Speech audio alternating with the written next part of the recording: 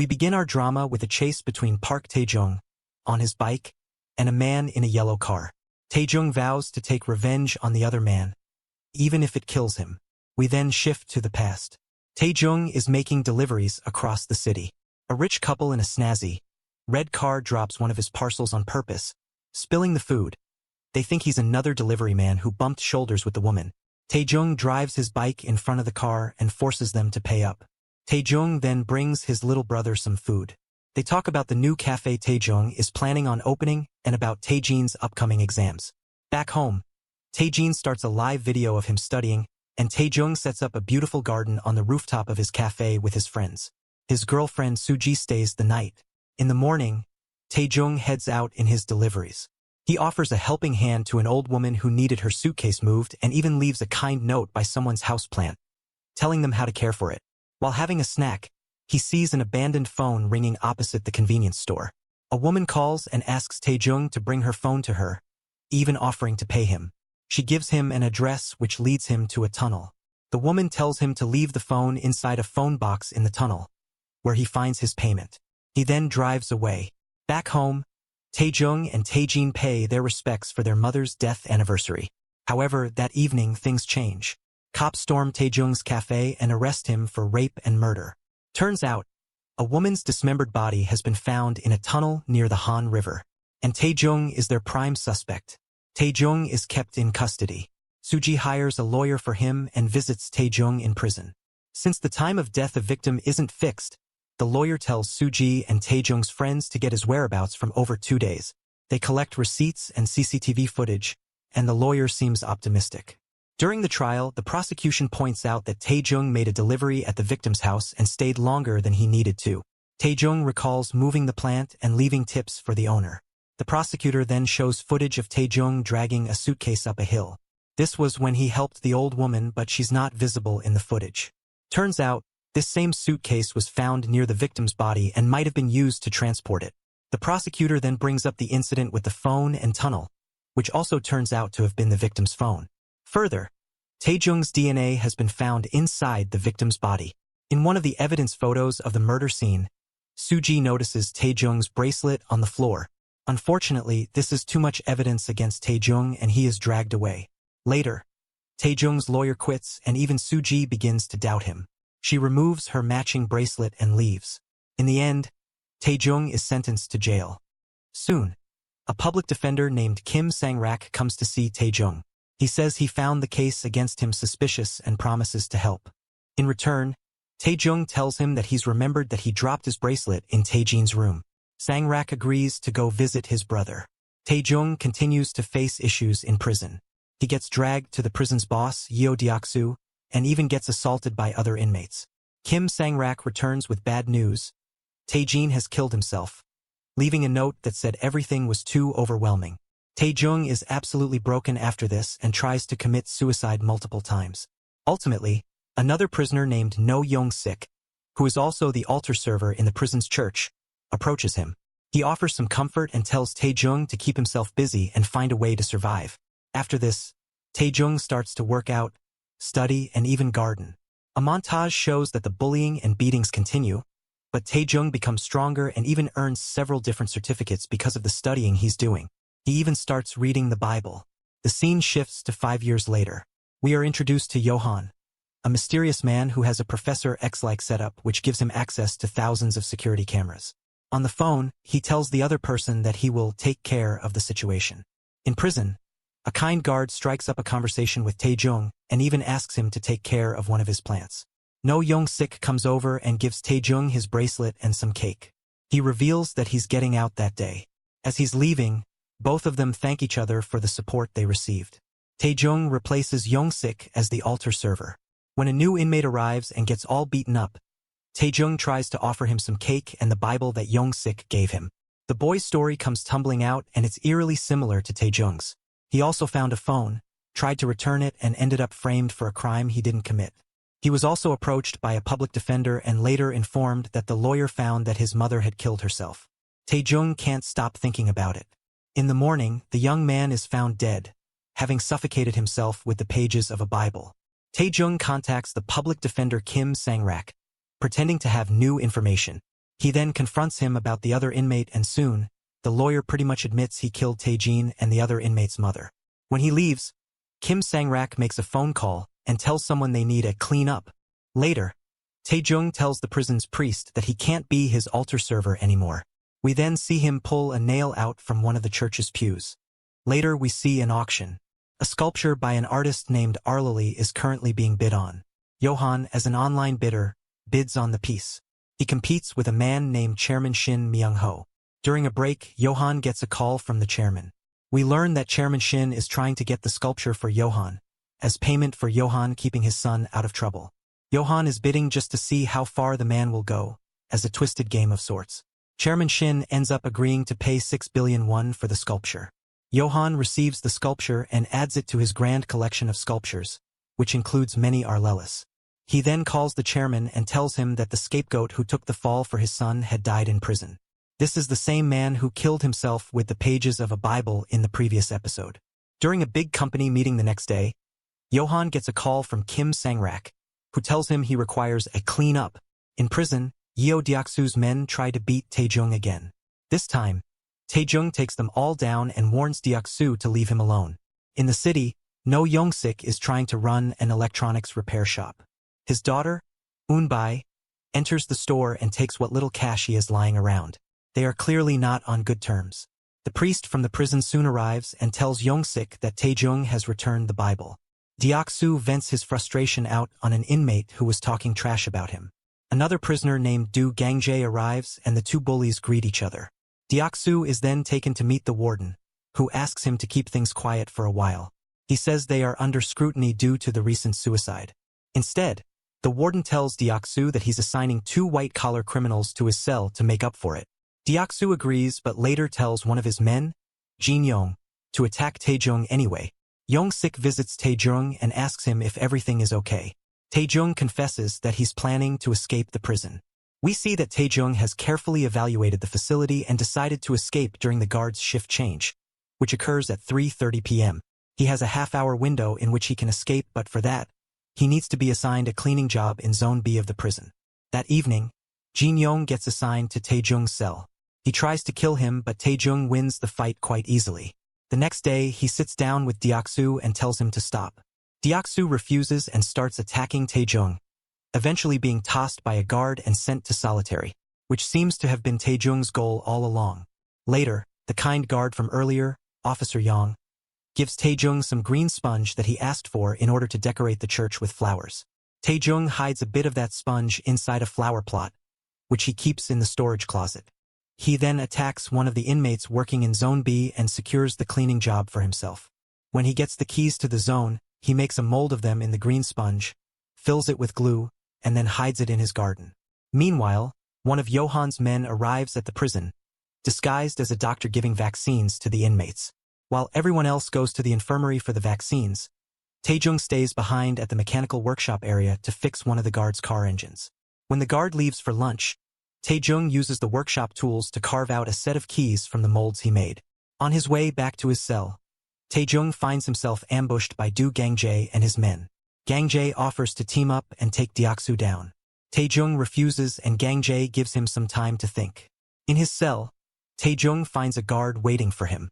He says that a big fight has been organized the next day and he wants Tae-jung to be in shape, since he's bet a lot of money on him. So he sends someone else to take the vaccine in his place. The next day, the officer takes Tae-jung for the match, where a large group of prisoners will fight in front of the warden. But Tae-jung is planning his escape and it's already 3 p.m. So, he hastily beats one person up and leaves, leaving Gang-jae irritated. But he finds one more obstacle in his path. Officer Yang had realized that he never got the vaccine and brings the doctor to Tae-jung's cell. The doctor injects him with a pink liquid which is different from what he gave everyone else. All while Tae-jung's time to escape keeps becoming shorter.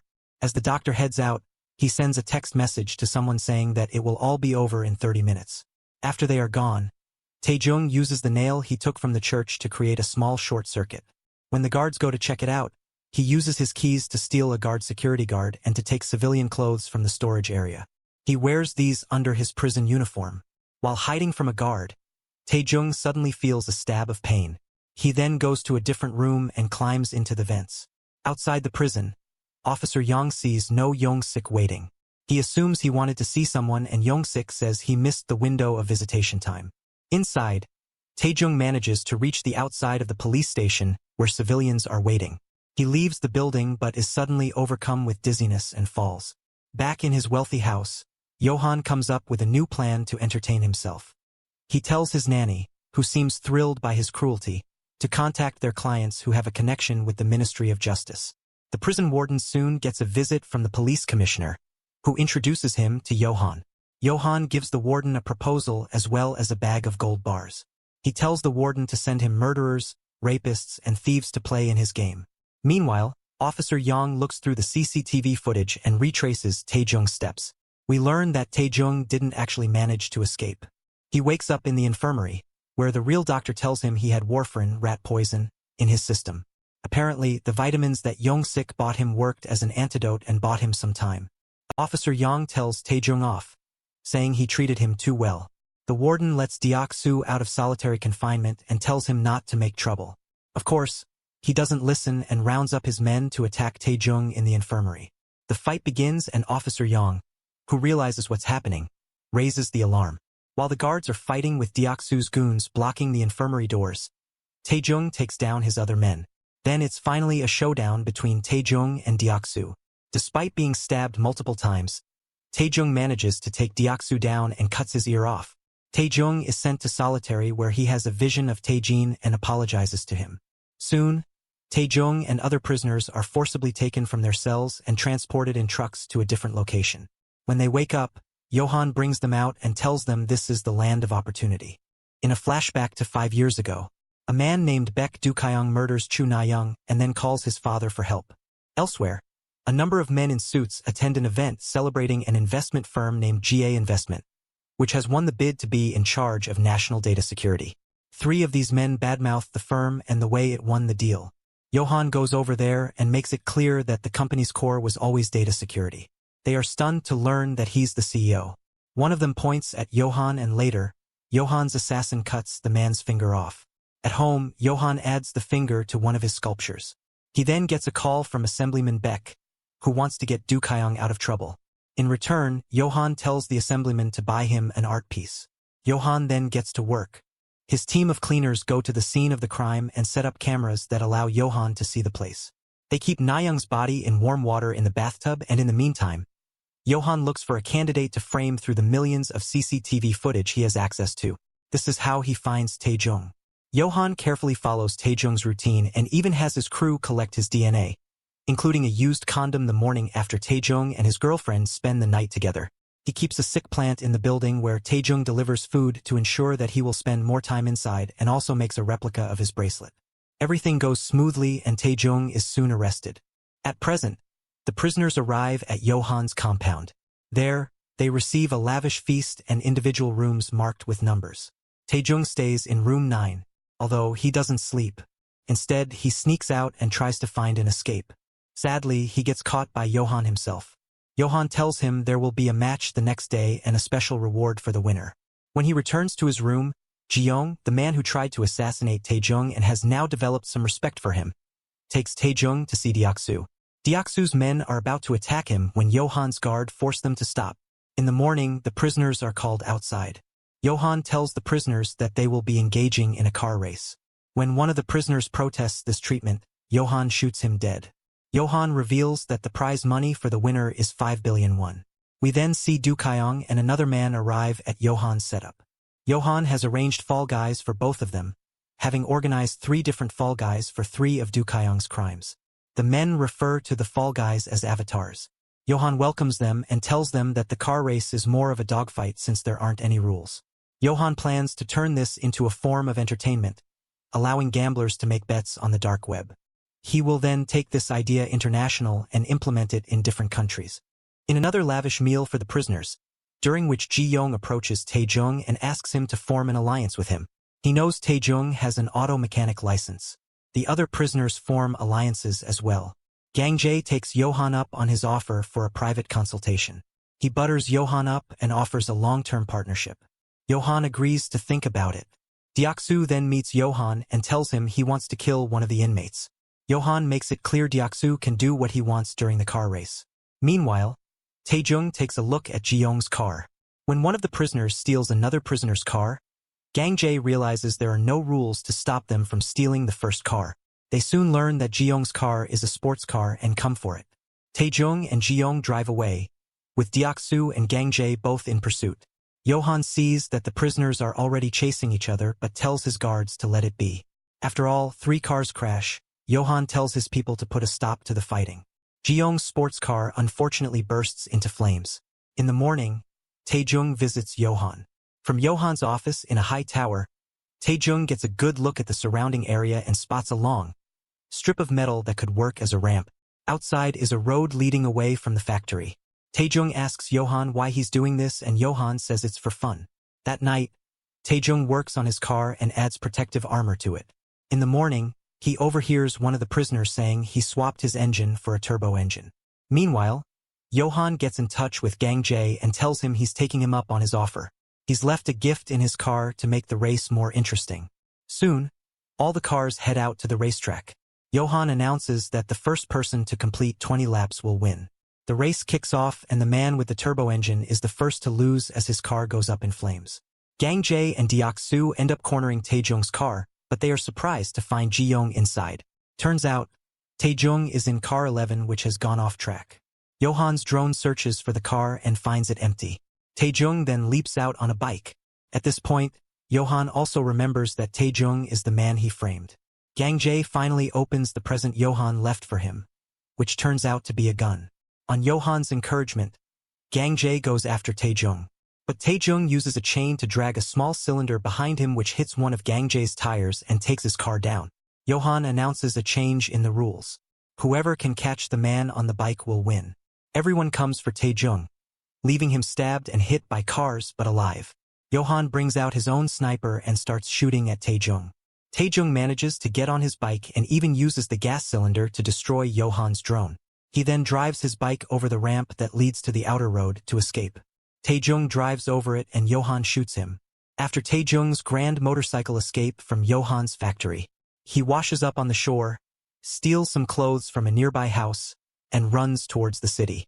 However, he is injured and nearly passes out by the time he makes it to Young-sik's repair shop. Back in the factory, Johan tells the warden to tell his superiors that the other inmates died in a gas leak. When Taejung wakes up, Young-sik promises to help him with whatever he needs. He even gives him a phone. Taejung's first step is to find the lawyer, Kim Sang-rak, and beat him up. Sang-rak confesses that they pick a scapegoat and frame them for someone else's crime. They call this sculpting. By then, Johan's assassin arrives to help Sang-rak. However, he starts losing the fight against Taejung and decides to kill him and Sang-rak with an explosive.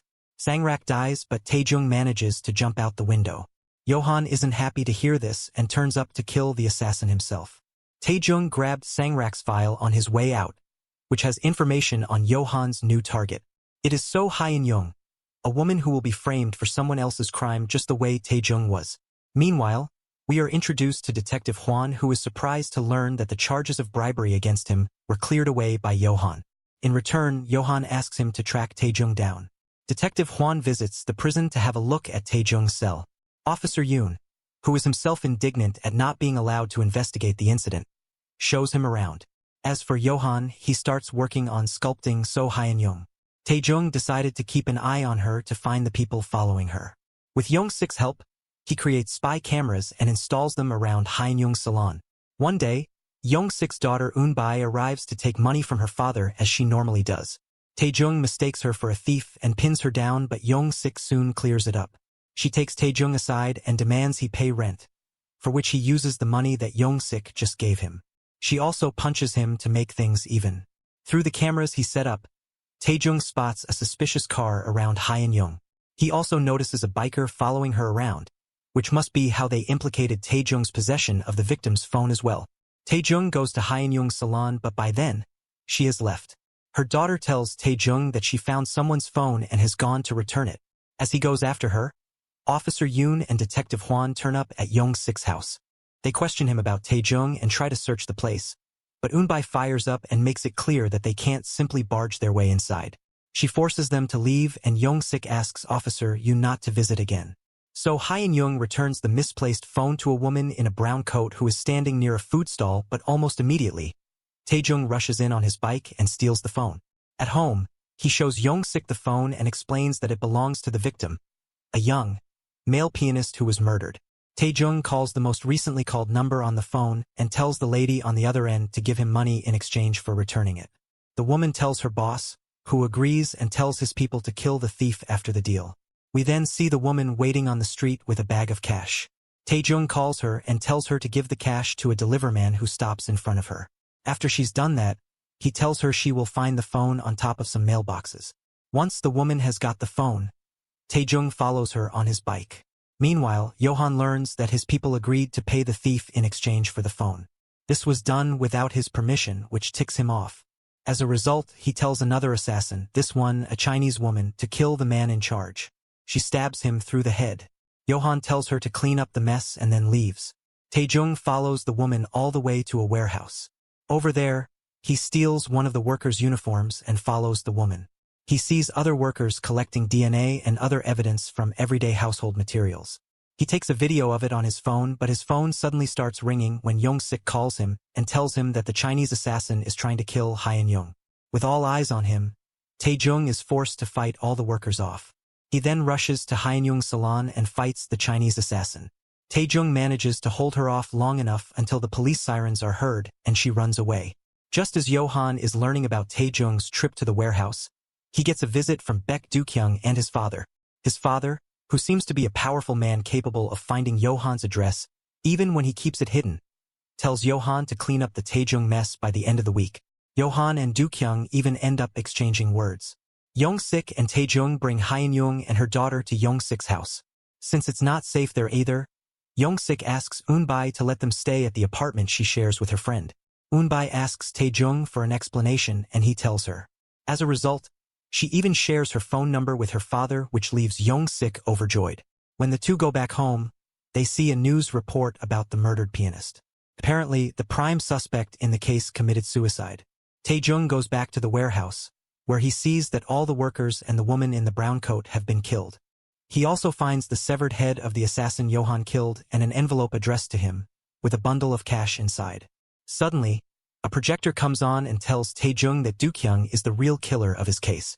It then gives him a hint of where to find Do-kyung by providing part of Do-kyung's Instagram handle. It turns out Johan is the one who sends him So-kyung's details and turns his social media account public to see if Tae-jung will go after him. Through the account, Tae-jung learns that Do-kyung is in Busan and decides to go there. Elsewhere, Tae-jung's friends get a visit from Detective Hwang and Officer Yoon. While the two are leaving, Officer Yoon gets a call from Tae-jung, who tells him that he's looking for the real culprit and will prove his innocence. Detective Hwang grabs the phone and hears an announcement from the Busan train terminal, where Tae-jung currently is. We are then introduced to Yoo Seung-gyu, a Busan gang leader who knows Baek Do-kyung. Do-kyung has invested in Seung-gyu's upcoming club, for which he still needs more money. He introduces Do-kyung to a new drug and then tells him to arrange for a party on a ship that night. Back at the electrical repair shop, Young-sik worries about Tae-jung. Eun-bai suggests they track his phone since it is in Young-sik's name and they realize he is in Busan. Detective Hwang soon has the same idea and locates both of Young-sik's phones in Busan. However, we see that Officer Yoon has received a picture from Tae-jung with a locker number and password on it. Elsewhere, Johan attends a memorial service for his parents. An uncle tells him not to blame himself for their deaths anymore, but once he leaves, Johan smirks. After the ceremony, one of his aunts tells him that they need to sort out the issue with the shares soon. After everyone leaves, Johan's nanny sees him off to lunch, but she doesn't join him, saying she has other plans. Her plans seem to include a Chinese assassin ruthlessly killing a large group of people. Johan's family members who were gathering for dinner. Johan's aunt, now injured, asks the nanny if Johan knows she is her real mother. She also accuses the nanny of manipulating Johan. The nanny describes how Johan only opened his heart to her and not to anyone else in the family. So much so that he poured mercury into her eyes and blinded her so that she would never be able to leave him. The nanny then kills the aunt by stabbing her. As Do-kyung and Yoo Seung-gyu are entering a party boat, the latter sees Tae-jung waiting outside. Tae-jung sneaks onto the boat and confronts Do-kyung, putting his phone on to record a confession. However, the guards turn up very quickly and Seung-gyu knocks Tae-jung out. Back home, The nanny tells Johan that a fire broke out in the house where his family was dining and killed everyone. He then gets a call from Dookyung, who says he's captured Taejung and asks for a refund. Johan reluctantly agrees. While Taejung is tied up and locked in a room, Young-sik arrives with his daughter and Detective Hwang arrives with the cops. Seung-yu is forced to let the cops search the place. Meanwhile, Dookyung, high on drugs now, decides to kill Taejung himself. He goes over to the boat where he had kept him only to find the room empty. Young-sik, who was searching the boats, found Taejung and untied him. They're running away when Officer Yoon and Detective Hwang catch them. But Eunbai knocks the detective out, which allows the three of them to escape. They take refuge at Eunbai's friend's house. The next day, Officer Yoon goes to the locker that Taejung had texted him about and finds documents with information about Dookyung. Elsewhere, Seung-yu sends his people to look for them. Dookyung then calls Johan and asks him if he arranged for Taejung to be let out. Johan realizes that the game isn't over yet. Dookyung uploads his location on social media, telling Taejung to come, while Taejung makes a makeshift gun from the tools he finds. Johan meets Dookyung's parents at a restaurant. He makes sweet small talk with Dookyung's mother and then proposes a new security detail to Assemblyman Baek, since Taejung is after Dookyung. Assemblyman Baek laughs it off and says he can handle it himself. He talks down to Johan, basically calling him a servant. That night, Johan receives the congressman's response as a number of masked men storm his house. However, he grabs a sword from one of his sculptures and single-handedly takes them all down. At Eunbai's friend's house, Young-sik tells Taejung about his past. He used to be an alcoholic. One night, while fighting with his wife, he threw a cigarette on the floor and left the house. The embers must have caught on something because when he came back, the house was burning and he couldn't find the courage to go inside and save his wife. The police thought he lit it on purpose and that's why he was arrested.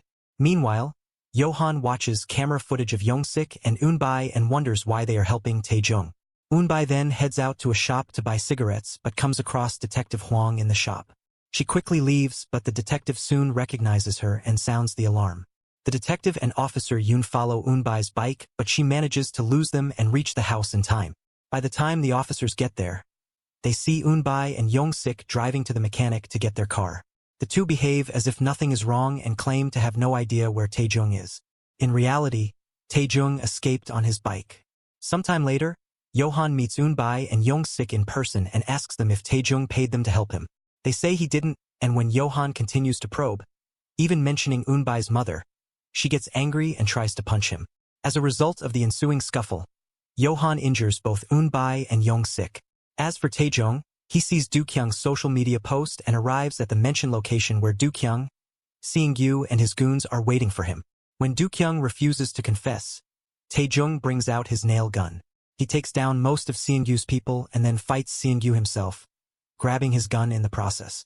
He then goes after Dookyung, who sees him coming and gets into his car. A chase ensues with Taejung chasing Dookyung's yellow car and being chased by Seung-yu and his men. This brings us back to the very first scene from episode 1. After a long chase, Taejung kills Seung-yu and takes over his van. He uses it to push Dookyung's car ahead, which ends up ramming into an oncoming truck. Taejung tries to get a confession from a bleeding Dookyung, but he refuses and soon dies. That's when Johan calls Dookyung's phone and Taejung picks up. He finally realizes who Johan is. Johan offers him money, promising to restore his life to normal. He even asks Taejung to work with him. But Taejung is set on his target and assures Johan that he will take him down. The scene then shifts to a fancy apartment, where Johan kills Assemblyman Baek and the young woman he was with. While the Assemblyman is dying, Johan confesses that he killed his parents when he was 16 years old because they were going to donate all their assets to a temple. He stabbed them more than 100 times and then framed a recently escaped murderer for the crime. That's how he realized he could make it a business. He later visits Young-sik's shop and looks around. When he finds a picture of Young-sik and Eunbai, he burns it. We see Detective Hwang and Officer Yang being told to call off the search for Taejung. Instead, Detective Hwang corners Young-sik and has him arrested as a suspect in the murder of Assemblyman Baek. All this, despite Officer Yang's protests. Taejung, who was planning on meeting Young-sik in Seoul, sees what's happened on the news. What follows is one of Johan's standard ploys. Young-sik's DNA is found at the scene of the crime, and the paper that was used to send the Assemblyman threatening letters is found in his home. Detective Hwang even threatens to bring Eunbai in as a suspect. Meanwhile, Taejung goes to Young-sik's house and looks for Eun-bai. He promises to fix the situation. Back in Johan's house, he completes his 100th sculpture. Turns out he is Arlily. He's just been toying with his clients to see how desperate they can get. His nanny suggests that he reveal his identity during the auction for the 100th sculpture. He then gets a call from Taejung and offers him a chance to fix things. He leads Taejung to a phone box, which has two objects: the knife that killed the assemblyman and a blank check from Johan to Taejung. Taejung has to choose one of the two. A flashback takes us to Young-sik's past. When he gets arrested, he realizes that Eun-bai is getting bullied for his actions, and he tells her to forget about him, saying he's not her father anymore. When he gets out of prison, their reunion is a harsh one. But he later overhears her talking to her friend about how much she missed him. At present, Eun-bai hires a lawyer who gets her to meet her father. He tells her to stay out of the situation no matter what happens. He later confesses to the crime. Officer Yang realizes he's faking it and tells Detective Huang as much. But the detective tells the prison guard to mind his own business. Soon, Taejung arrives with the knife and offers up his own confession. Young-sik is allowed to leave and comes back home to Eun-bai, who is furious that he took the blame for something he didn't do. He hugs her and promises never to leave again. However, Johan doesn't seem happy that the police let Young-sik go. He turns up at the police station himself and asks Taejung why he didn't just let Young-sik take the fall. Taejung doesn't give him the satisfaction of an answer. Johan storms out and calls the prison warden, ordering him to kill Taejung. The next day, Officer Yang arrives to take Taejung to prison. In the van, Officer Yang asks Taejung if he's given up, and Taejung admits that he has. Yang then makes the driver stop for a break. When the driver goes to the bathroom, Yang gets in the driver's seat and drives off. He drops Taejung off at a deserted location and tells him a van will be waiting nearby. He apologizes since he can't do anything more. A series of flashbacks shows that Officer Yang went to the locker Taejung directed him to and found photos of the culprits, as well as the voice recording of Kim Sang-rak, who describes how Johan sculpts victims for various crimes. Officer Yang went to the warden for help, but then overheard him agreeing to kill Taejung on the phone. At present, Officer Yang storms into the warden's office and punches him in the face, saying that he has told Internal Affairs everything.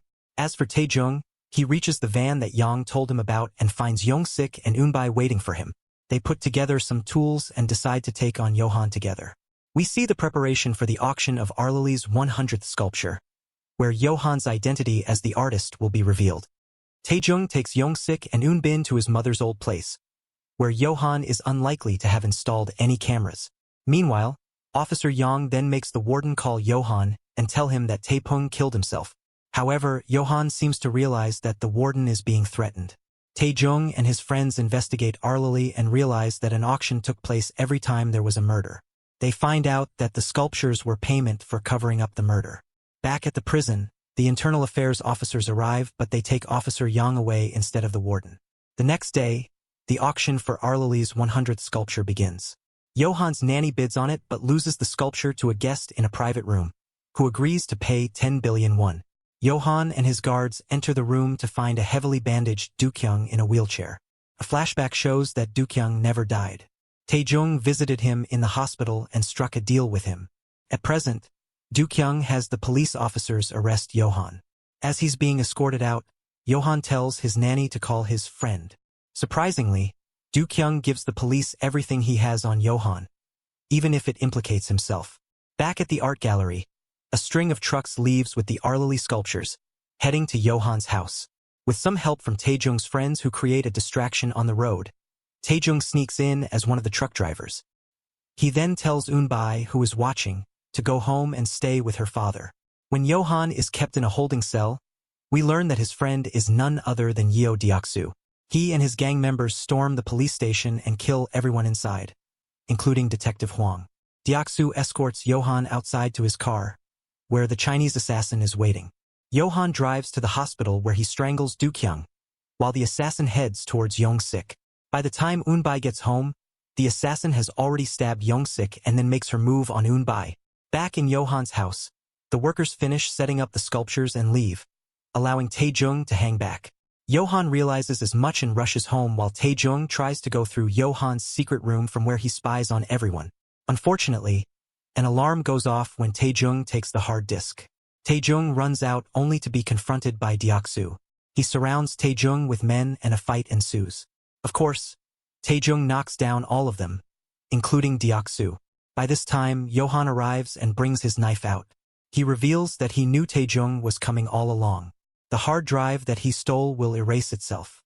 In fact, the real data is stored in a drive that is part of the knife itself. The Chinese assassin then comes out, holding Eunbai at knife point. Johan tells Taejung that he'll let Eunbai live if Taejung kills Deok-soo. But Taejung can't kill him in cold blood and drops his knife. Johan then reveals he's going to kill Taejung and frame Eunbai for it. That's why his 100th sculpture resembles her. Within seconds, Taejung picks up his knife and Eunbai throws the assassin off. Eunbai passes out and in the meantime, Taejung knocks the assassin out as well. He and Johan fight and in the end, Taejung stabs him with his own knife, pinning him to the large screen where he ruined so many lives. Sometime later, Young-sik is recovering in the hospital and Eunbai looks after him. The news reports talk about Johan's death in his house, which went down in flames. They also describe a whistleblower who revealed all of Johan's doings as well as the prison guard, Officer Yang, whose confession helped move things along. In light of these new findings, Taejung is soon pronounced not guilty. 6 months later, Taejung is back to setting up his plants and has officially opened up his cafe. Officer Yang is out of trouble as well and meets Taejung, greeting him warmly. Young-sik helps him out at the cafe and at night, they have dinner with Eunbai and Taejung's friends. In the end of the drama, we see someone else sitting in Johan's chair, watching the big screen.